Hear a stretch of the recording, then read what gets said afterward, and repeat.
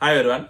నేను ఎప్పుడు ఎవరిని కించపరిచే విధంగా మాట్లాడను, అది నాకు నచ్చదు కూడా. కాకపోతే ఈరోజు ఒక సన్యాసి గురించి, ఒక ప్రబుద్ధుడి గురించి, ఒక రాజకీయ సన్యాసి గురించి, మత పెద్ద మాయలో రాజకీయాలు మొదలుపెట్టిన ఒక రాజకీయ జోకర్ గురించి మాట్లాడాలి కాబట్టే ఇలాంటి మాటలు మాట్లాడుతున్నా. ఈ జోకర్ గురించి ఎంత తక్కువ మాట్లాడితే అంత బెటర్. కానీ ఈయన చేసిన కామెంట్స్ ఏదైతే ఉన్నాయో అవి నిజంగా చాలా దుర్మార్గమైన కామెంట్స్ కాబట్టే ఈరోజు ఇలాంటి మాటలు మాట్లాడాల్సిన అవసరం వచ్చింది. ఈ పాటికే మీకు అర్థమైపోయింటుంది ఎవరి గురించి మాట్లాడుతున్నా. ఆయన ఎవడో కాదు, ఈ కేఏ పాల్. ఈ కేఏ పాల్, నీకు నిజంగానే నీ మెంటల్ కండిషన్ కరెక్ట్గా ఉంటే, నిజంగానే నువ్వు నిన్న మాట్లాడిన మాటలు నీకు గుర్తుంటే, నువ్వు మళ్ళీ ఆంధ్రప్రదేశ్లోకి వచ్చి అడుగు పెట్టాలంటే మర్యాదగా వచ్చి క్షమాపణ చెప్పు. నారా చంద్రబాబు నాయుడు గారికి, నారా లోకేష్ గారికి, పవన్ కళ్యాణ్ గారి మీద మీరు చేసిన కామెంట్స్ ఏదైతే ఉన్నాయో నిజంగా అవి సవ్య సమాజం తలదించుకునే విధంగా ఉన్నాయి. ఒక ప్రజాప్రతినిధులకు ఇవ్వాల్సిన కనీస మర్యాద ఇవ్వకుండా, ప్రజాప్రతినిధులకున్న హోదాని కూడా గౌరవించకుండా నీ మతి భ్రమించి మాట్లాడిన మాటలు నిజంగా చాలా సిగ్గుచేటు. అది గుర్తుపెట్టుకో. అసలు కేఏ పాల్ నీకు ఏ అర్హత ఉందని మాట్లాడుతున్నావు?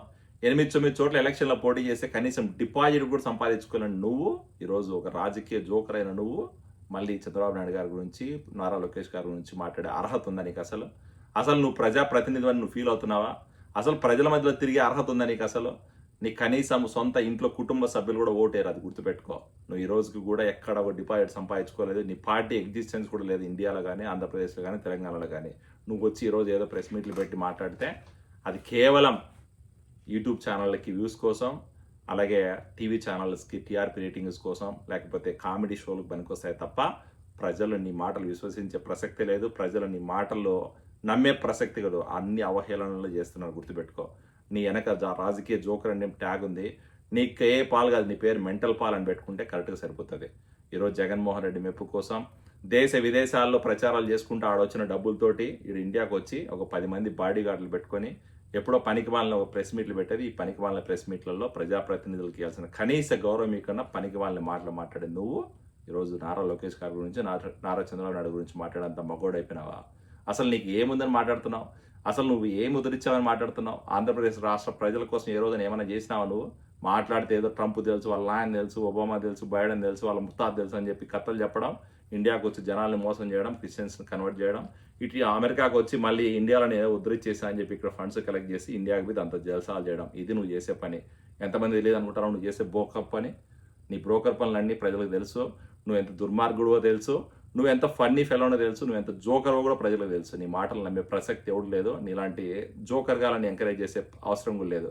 ఈరోజు ఆంధ్రప్రదేశ్ పోలీస్ డిపార్ట్మెంట్కి, అలాగే హోమ్ మినిస్టర్ అనిత గారికి, అలాగే మా కూటమి నాయకులందరికీ చెప్పేది ఏంటంటే, ఇలాంటి మతతత్వ పార్టీలని ఎంకరేజ్ చేసే వాళ్ళని, ఈ మతోన్మాద శక్తుల్ని, ఈ జగన్మోహన్ రెడ్డి మెప్పు కోసం పనిచేసి ఈ మతతత్వ పార్టీలందరినీ కూడా క్లోజ్ చేయాల్సిన అవసరం ఉంది. ఈ జగన్మోహన్ రెడ్డి మెప్పు కోసం ఈరోజు ప్రజాప్రతినిధులకు ఇవ్వాల్సిన గౌరవం ఇక్కడ మాట్లాడుతున్న ఇలాంటి జోకర్ గాలని బొక్కలు వేసి తనాల్సిన అవసరం ఉంది. ఖచ్చితంగా వీళ్ళ మీద యాక్షన్ తీసుకోవాలని చెప్పి కోరుతున్నా.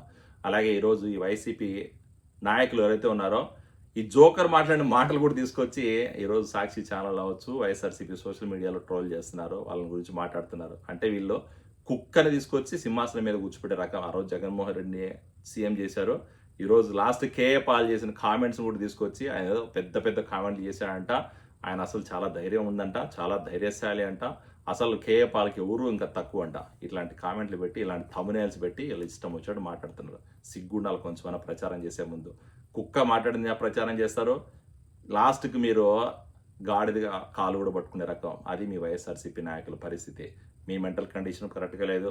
జగన్మోహన్ రెడ్డి ఈరోజు అస్తిత్వం కోసం లాస్ట్ కేఏ పాల్ కాళ్ళు పట్టుకొని కేఏ పాల్ దగ్గర కూడా కామెంట్లు చేసి స్థాయికి దిగజారు రాజకీయాలు చేస్తున్నారంటే మీరు ఎంత దిగజారిపోయినారో, ఎంత దారుణమైన పరిస్థితులు ఉన్నారో.